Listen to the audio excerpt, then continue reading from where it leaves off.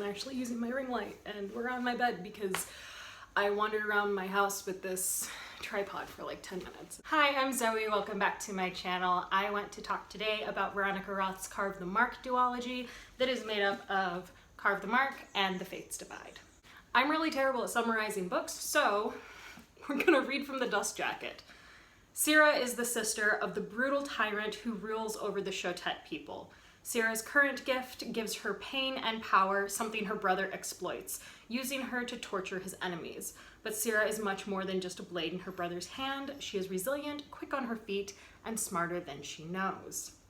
Akos is the son of a farmer and the oracle from the frozen nation of Thuv. Protected by his unusual current gift, Akos is generous in spirit and his loyalty to his family is limitless. Once Akos and his brother are captured by enemy Shotet soldiers, Akos is desperate to get his brother out alive, no matter what the cost.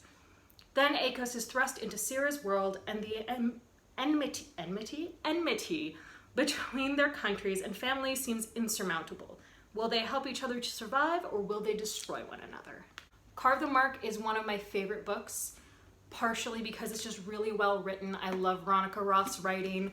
Divergent is an excellent book. I do need to finish the books in that series though. But Carve the Mark is one of my favorites for a very specific reason, and that is because of the representation of chronic pain. This isn't a spoiler, but Sira's current gift causes her to be in pain constantly. She can also dole out pain, but she is always in pain. One of the problems that I often see in literature, and I don't see chronic pain in YA, so just in literature in general, is when you're dealing with someone with a chronic illness or who's in pain a lot, the story revolves around fixing that pain or removing it. And one of the really important things in this, and they specifically acknowledge it, is that she's not necessarily looking for her pain to be taken away. What she's looking for is to be able to manage it on her own. If you've never had any type of ongoing illness or medical issues, it can feel very debilitating because you're constantly relying on other people. Even if you have a diagnosis and you have a treatment plan, you're still relying on doctors and pharmacists and friends and family. And it can feel very infantilizing to a lot of people to constantly have to ask other people for help. So that idea of being able to have autonomy and being able to work on your own past chronic pain is really important.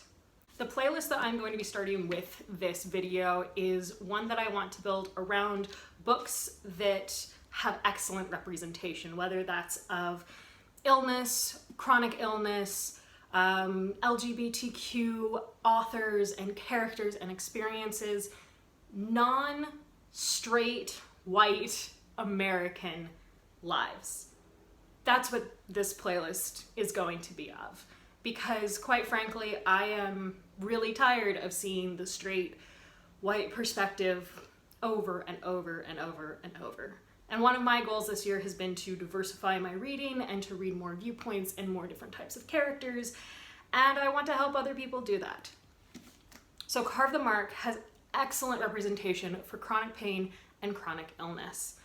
One of the other things that this includes very slightly, and I wouldn't say that this is very prevalent in this one in particular, but there is what I like to call casual gay.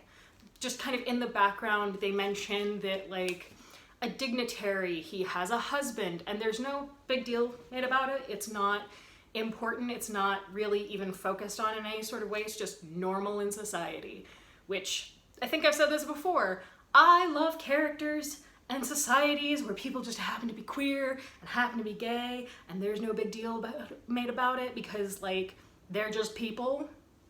I know, just people. Now The Fates Divide, on the other hand. I'm not going to give a synopsis of this one because it relies really heavily on the twists and the ending of Carve the Mark. So I'm just gonna let everyone just kind of do their own thing on that one. But one of the additional viewpoints that we get in this book is Cece, who's Akos' sister. And her relationship to another woman is a really key role in this book, and we see her perspective throughout. So we have a femme queer relationship There's also a dignitary and several just background characters who are described as being neither men or women. So they are called by a different honorific. Again, this is something that is just a part of the world. It isn't a matter of, oh God, your gender isn't what I'm expecting, or your gender isn't either of these two. I have to learn what this word is. It's just there, and everyone knows it, and then we move on with it. And there are background characters where they're like, oh, and then this person who is, I think the word they used was sema, I think. You know, a sema was helping me rather than a woman was helping me or a man was helping me. And it's just there. And the queer romance that we have and the queer relationship that we have is just, I actually noticed in The Fates Divide, there's less focus even when you're in Sierra's perspective. There's less focus on her chronic pain. And I'm not sure if that's just because she's thinking about it less and she's focused on all these other things. Or if it's just kind of happenstance. So I'd say there isn't quite as much focus on that chronic pain perspective as there is on the queer romance. There's also a character who is blind. It has really great representation, especially as a world that's just built with these people as characters. There doesn't need to be any external explanation.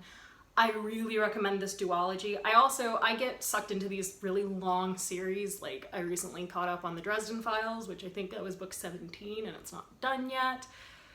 I get sucked into those really easily, so having a duology to read was actually kind of a nice breath of fresh air.